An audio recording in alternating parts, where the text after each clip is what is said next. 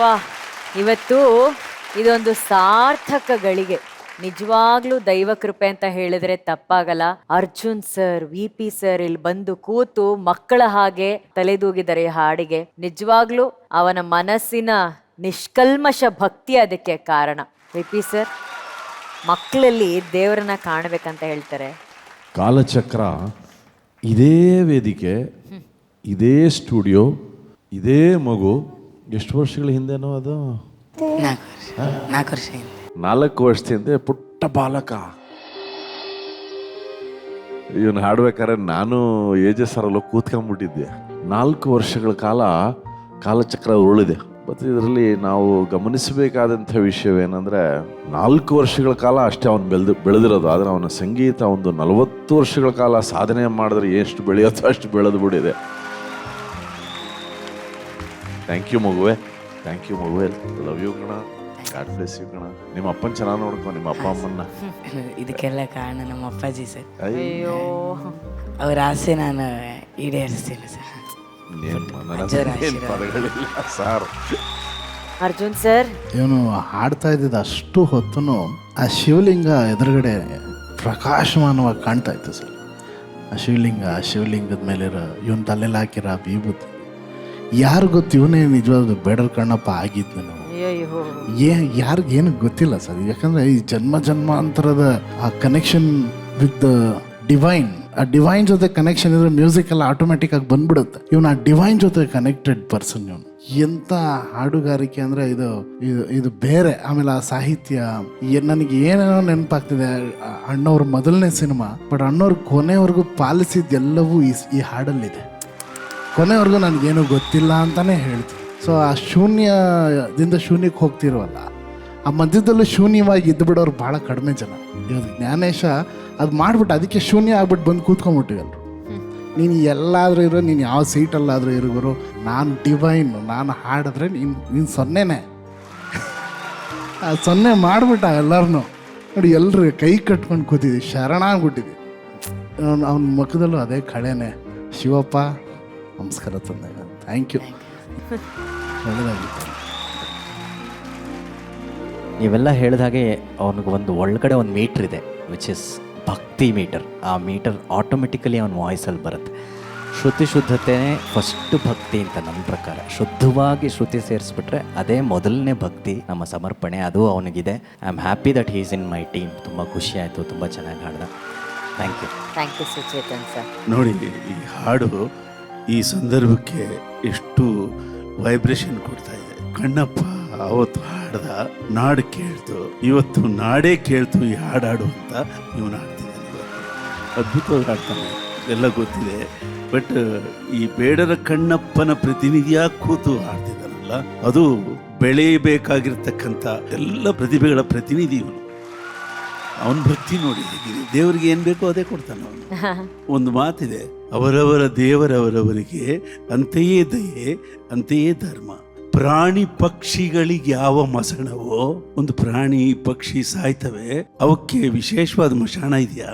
ಯಾರು ಅವುಗಳನ್ನ ತಗೊಂಡೋಗಿ ಹೂಳಿ ಬೆಂಕಿ ಇಟ್ಟು ಸಂಸ್ಕಾರ ಮಾಡ್ತಾರೆ? ಪ್ರಾಣಿ ಪಕ್ಷಿಗಳಿಗೆ ಯಾವ ಮಶಣವೋ, ಸೋತರೆ ಬಾಯಿಗೆ, ಸತ್ತರೆ ಬೆಂಕಿಗೆ, ಮಣ್ಣಿಗೆ. ಮನುಷ್ಯನು ಮಾತ್ರ ತಾನೇ ದಯೆ ಧರ್ಮ ಎಲ್ಲ.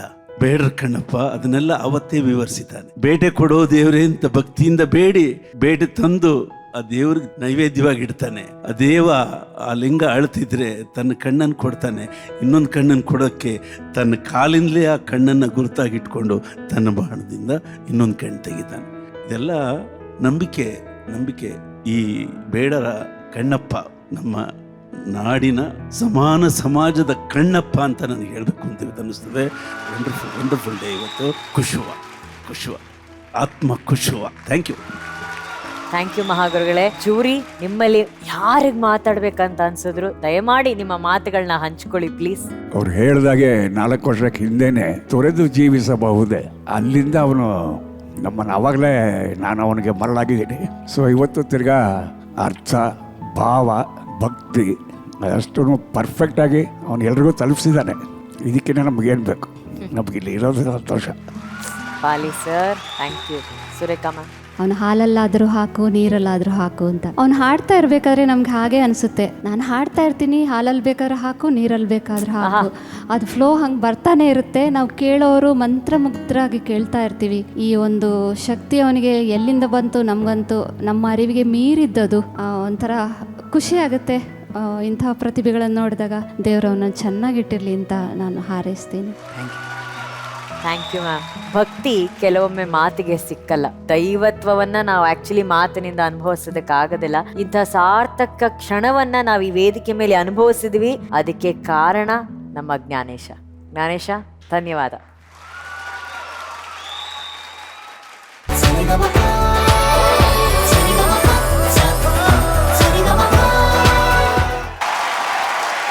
ಮೆಹಬೂಬ್ ಸಾಬ್ ಮತ್ತು ವರ್ಣ ಮೇಡಮ್ ಅವರಿಗೆ ಬರಲಿ ಚಪ್ಪಾಳೆ. ಏನ್ ಮೆಹಬೂಬ್ ಸಾಬ್ ಇವತ್ತು ಬೆಲ್ ಬಾಟಮ್ ಪ್ಯಾಂಟು, ಆ ಕ್ರಾಪ್ ಹೇರ್ ಸ್ಟೈಲ್, ಮೀಸೆ, ಕೋಲ್ ಮೀಸೆ, ಚೆನ್ನಾಗಿ ಕಾಣಿಸ್ತಾ ಇದ್ದೀರಾ. ನಿಮ್ಗೆ ಇಷ್ಟ ಆಯ್ತಾ ಈ ಫಿಟ್ಟಿಂಗ್ ಎಲ್ಲ? ತುಂಬಾ ಇಷ್ಟ ಆಯ್ತು. ತುಂಬಾ ಇಷ್ಟ ಆಯ್ತಾ? Very nice. ಅಂಡ್ ವರ್ಣ ಮೇಡಮ್, ನೀವು ಕತ್ಗೆ ಹಾಕೊಂಡಿರೋದು ತುಂಬಾ ಚೆನ್ನಾಗಿದೆ. ಅದು ಕೊಟ್ರೆ ನಮ್ಮ ಆಟ ಗ್ಲಾಸ್ ಒಡ್ಸೋದಕ್ಕೆ ಬಟ್ಟೆ ತುಂಬಾ ಮೆಟೀರಿಯಲ್ ಚೆನ್ನಾಗಿರುತ್ತೆ. ಕೊಡಿ, ನಿಮ್ದು ಮುಗಿದ ಮೇಲೆ ಕೊಡಿ. ಚೆನ್ನಾಗಿದೆ. Very nice. Thank you madam. ನೀವು ಬನ್ನಿ, ಮೀಟರ್ ಮೇಲೆ 10 ರೂಪಾಯಿ ಕೊಡಿ. BP ಸಾರ್, ಈ ಪರ್ಫಾರ್ಮೆನ್ಸ್ ನಿಮ್ಗೆ ಹೇಗೆ ಅನಿಸ್ತು? ಮೆಹಬೂಬ್ ಸರ್, ಸರ್ ನಮಸ್ತೆ ಸರ್. ಸರ್ ಹೀರೋ ತರ ಕಾಣಿಸ್ತಾ ಇದ್ದೀರಾ ಸರ್. ಹೀರೋ ತರ ಕಾಣಿಸ್ತಾ ಇದ್ದೀರಾ ಸರ್. ಎಷ್ಟು ಚೆನ್ನಾಗಿ ಹಾಡಿದ್ರಿ.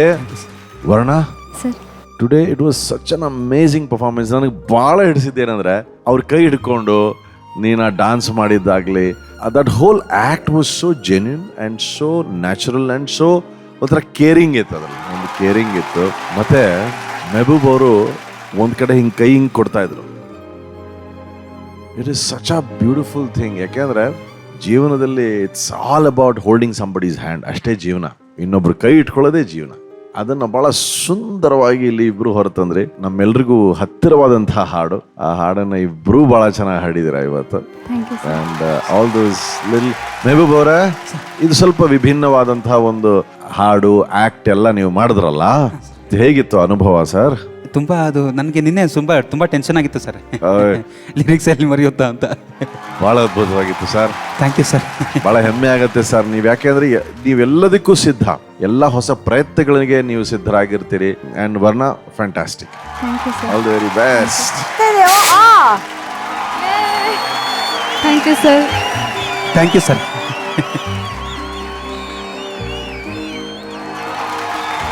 Sari ga ma pa pa sa sa pa pa. Sari ga ma